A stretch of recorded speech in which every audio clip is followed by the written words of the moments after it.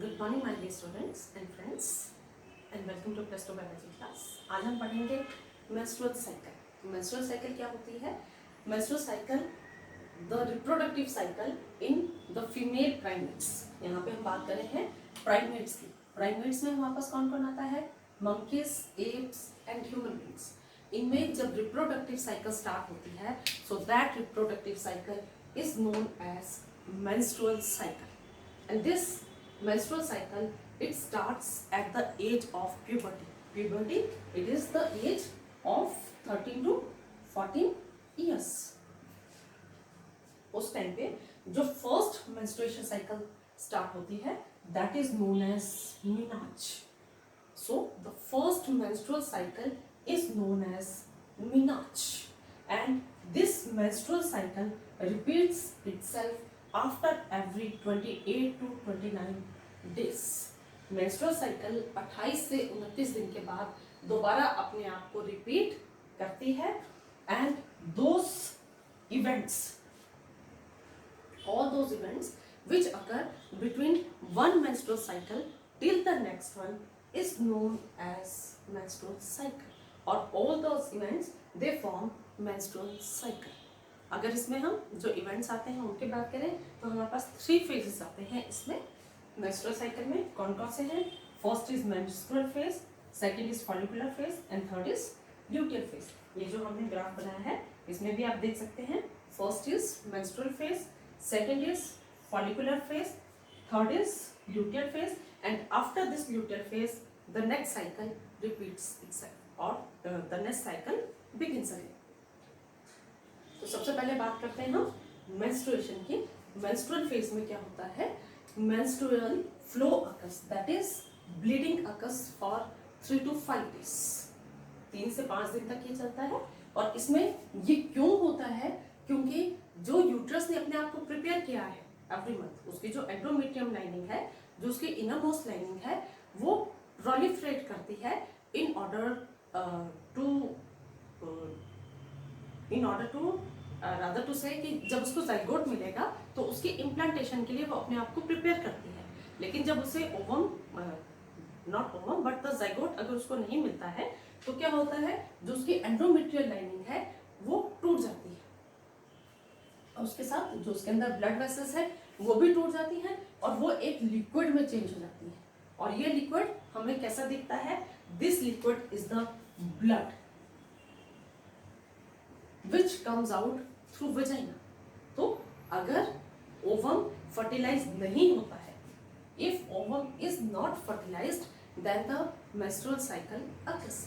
लेकिन अगर ओवम की फर्टिलाइजेशन हो जाती है, ओवम के साथ स्पर्म कंबाइन कर जाता है, zygote is formed, this zygote goes and attaches itself to the endometrial lining of the uterus, और अगर इसकी अटैचमेंट हो जाती है then menstrual phase does not occur or the menstrual flow does not occur. So this means that अगर menstrual flow नहीं होता है, that is an indicative of pregnancy. अगर प्रेगनेंसी होती है,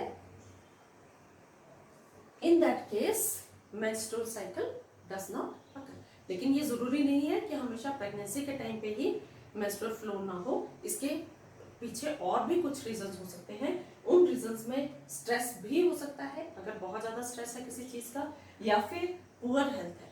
अगर आपकी हेल्थ प्रॉपर नहीं है, आपकी बॉडी में जो HB का लेवल है वो ठीक नहीं है, ब्लड की क्वांटिटी ठीक नहीं है, तो भी कई बार मेंस्ट्रुअल फ्लो नहीं होता है। This menstruation stops. Second phase आता है फॉलिकुलर फेज का। फॉलिकुलर फेज में क्या होता है? जो प्राइमरी फॉलिकल्स हैं दे स्टार्ट डेवलपिंग और मैच्योरिंग एज ग्रेफिन फॉलिकल। वो मैच्योर ग्रेफिन फॉलिकल में डेवलप होना शुरू कर देते हैं, और साथ ही साथ जो यूट्रस का जो एंडोमेट्रियम है वो भी अपने आप को रीजनरेट करता है, दोबारा से अपने आप को डेवलप करना शुरू करता है। और ये दोनों ही events, conversion of primary follicles into mature Graafian follicle and the regeneration of endometrium of the uterus, ये दोनों ही इवेंट्स किसके इन्फ्लुएंस में होते हैं? They occur under the influence of pituitary and ovarian hormones. और ओवेरियन हार्मोन्स ये और pituitary hormones यहाँ पे है। पिट्यूटरी हार्मोन्स में हमारे पास 2 हार्मोन्स आते हैं, LH luteinizing hormone and follicle stimulating hormone.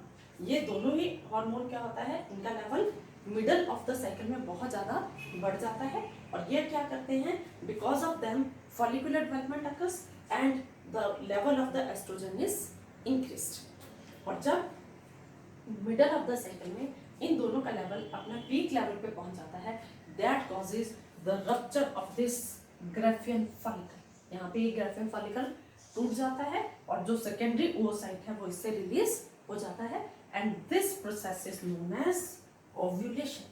So what is ovulation? Ovulation is release of secondary oocyte from the mature Graafian follicle. That process is known as ovulation और ये होता है हमारा follicular phase में। follicular phase में primary follicle अपने आप को ग्राफियन फॉलिकल में मैच्योर करता है और उससे ओव्यूलेशन होती है।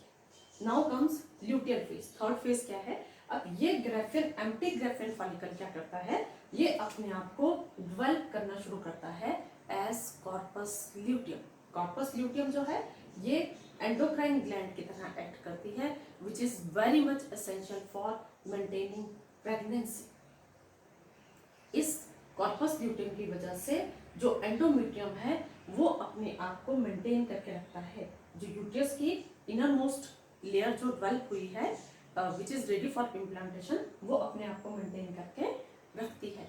If pregnancy occurs then this endometrium of the uterus is maintained and it is ready for implantation. But if the pregnancy does not occur, अगर ओवम की फर्टिलाइजेशन नहीं होती है, इस ओवम को स्पर्म नहीं मिलता है, इसकी फर्टिलाइजेशन नहीं हो पाती है, इम्प्लांटेशन अगर यूट्रस के साथ नहीं हो पाती है, तो ये कॉर्पस ल्यूटियम क्या करता है, it starts degenerating as corpus albicans. जब ये अपने आप को डीजनरेट करना शुरू कर देता है, ये खत्म होना शुरू हो जाता है, उस टाइम पे जो एंडोमेट्रियम जो है यूट्रस की जो इनर मोस्ट लाइनिंग है वो टूट जाती है दोबारा से। जैसे हमने मेंस्ट्रुअल फ्लो में पढ़ा, उसके साथ के ब्लड वेसल्स भी टूट जाती हैं।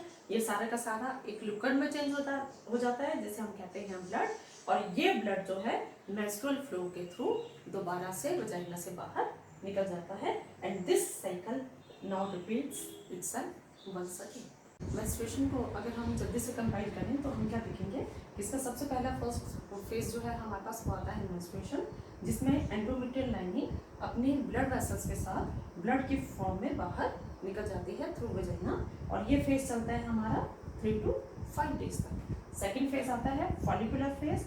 फॉलिकुलर फेज में क्या होता है, प्राइमरी फॉलिकल ग्राफियन फॉलिकल में चेंज होता है, मैच्योर ग्राफियन फॉलिकल में चेंज होता है, और ये किसके अंडर होता है, under the action of LH and FSH, luteinising hormone and follicular stimulating hormone. जब ये दोनों इसके मिडल साइकिल में अराउंड 14th डे पे इनका मैक्सिमम लेवल आ जाता है, उस टाइम पे ओव्यूलेशन होती है। ग्राफियन फॉलिकल से सेकेंडरी oocyte रिलीज हो जाता है और इस प्रोसेस को हम कहते हैं ओव्यूलेशन। इसके बाद अगर इस सेकेंडरी oocyte को या ओवम को स्पर्म मिल जाता है तो ये फर्टिलाइज हो जाता है और इसकी एंडोमेट्रियम लाइनिंग के साथ इम्प्लांटेशन हो जाती है। लेकिन और इसी टाइम पे साथ साथ में ये जो एम्प्टी ग्राफियन फॉलिकल है ये अपने आप को कॉर्पस ल्यूटियम में चेंज कर लेता है, which act as endocrine gland and it secretes progesterone which is essential for the maintenance of pregnancy. लेकिन अगर ओवम की फर्टिलाइजेशन नहीं होती है तो ये कॉर्पस एल्बिकेंस डीजनरेट होना शुरू हो जाता है। इस डीजनरेटिंग कॉर्पस ल्यूटियम को हम कहते हैं कॉर्पस एल्बिकेंस। और साथ ही साथ में क्या होता है, ये जो यूट्रस की जो एंडोमेट्रियल लाइनिंग है वो भी टूट जाती है और इसकी ब्लड वेसल्स साथ में दोबारा से मेंस्ट्रुएशन फेज स्टार्ट हो जाता है। अपने ब्लड वेसल्स के साथ ये एक लिक्विड में चेंज हो जाता है and that is thrown out through vagina. So that's all in menstrual cycle. I hope आपको समझ आया होगा। अगले वीडियो में फिर एक नए टॉपिक के साथ मिलेंगे, तब तक के लिए